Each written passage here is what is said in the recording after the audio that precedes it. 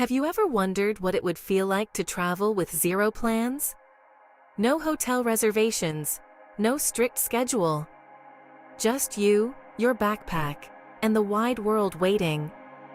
Some people might call it chaos. But what if I told you it might just be the smartest way to travel? For years, I thought booking everything was the only way. I wanted control. I wanted to make sure nothing went wrong. But each time I traveled, I watched my budget slowly disappear. I paid extra for comfort and peace of mind. But I missed out on the real adventure. This story is about the day I changed everything. I decided to try something new. I wanted to see if traveling without bookings could save me money and give me a better experience. What happened surprised me in every way. In this essay, I'll share the secrets I learned. I'll tell you how zero planning opened doors, helped me save money, and let me find the real heart of every place I visited.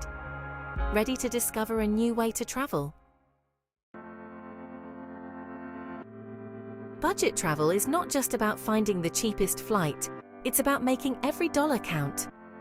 Many websites give you tips. Book early, compare prices, use apps. But real budget travel is different.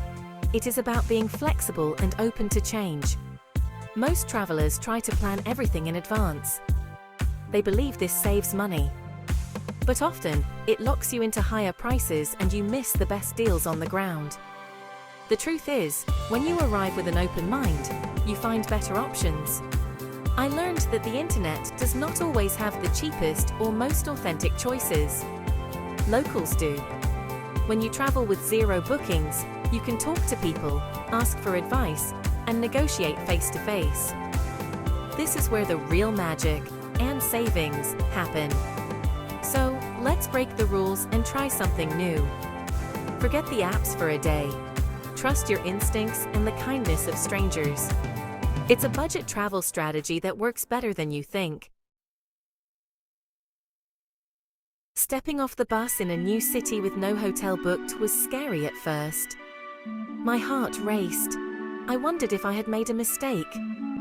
Around me, other travelers hurried into taxis, checking their phones for directions to their pre-booked hotels. I felt alone, but also free. Most travelers overpay because they want security. They book online, pay extra for convenience, and miss out on local deals.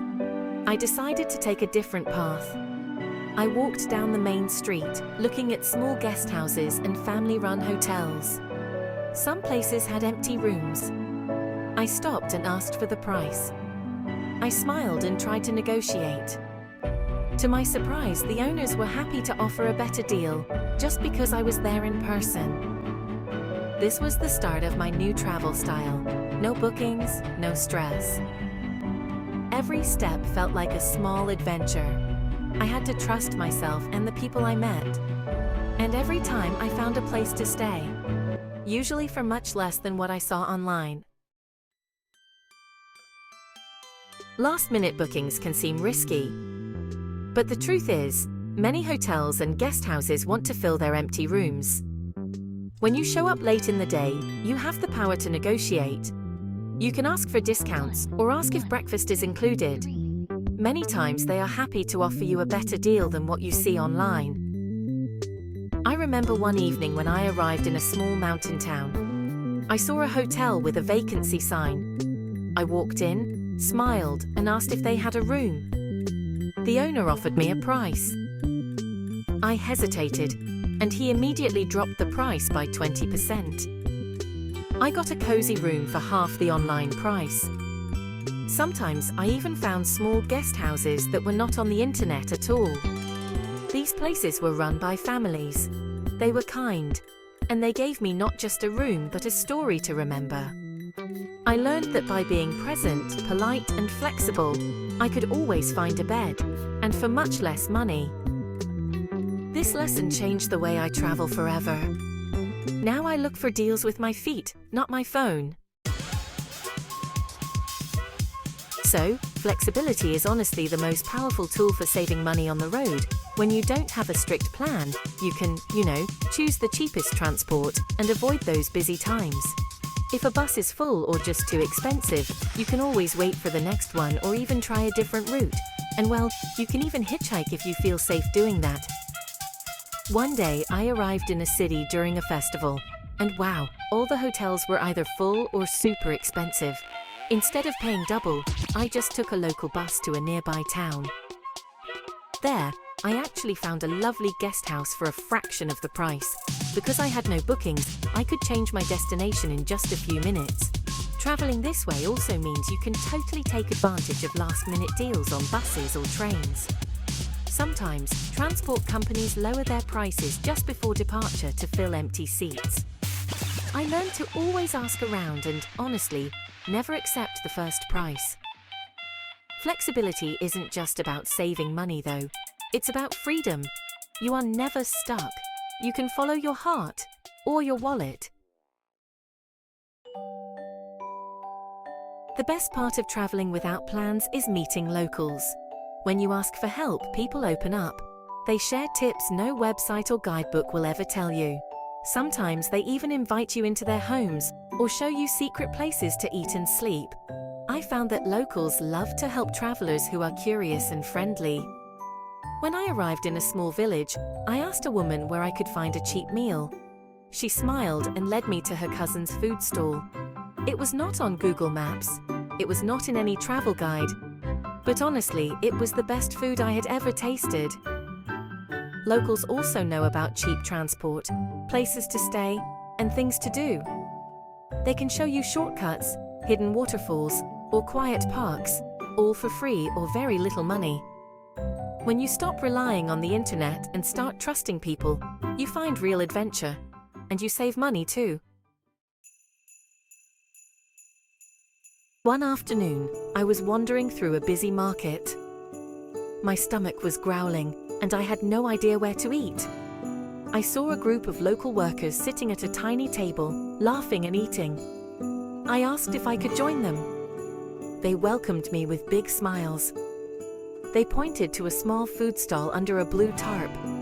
The owner was an old man with kind eyes. He served me a steaming bowl of soup, fresh bread, and tea, all for less than $1. The food was simple but full of flavor. Honestly, it tasted better than anything I had tried in fancy restaurants.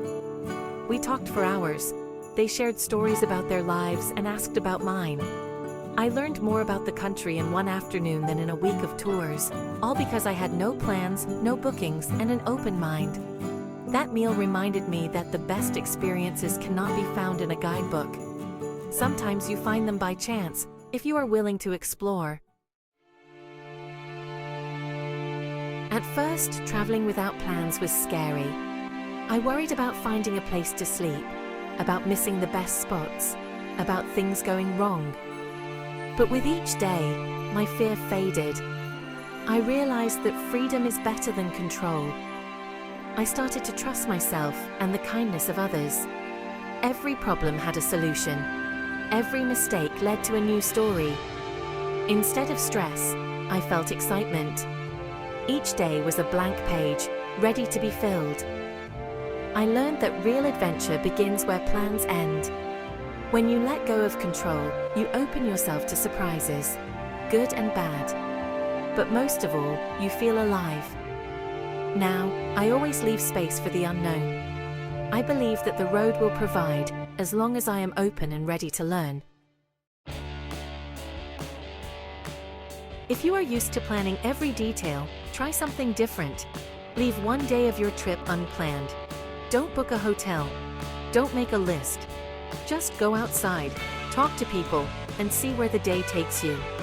It might feel strange at first, but you'll be surprised by what you find. You might discover a hidden market, a cheap place to sleep, or new friends. You will save money, lower your stress, and find true adventure.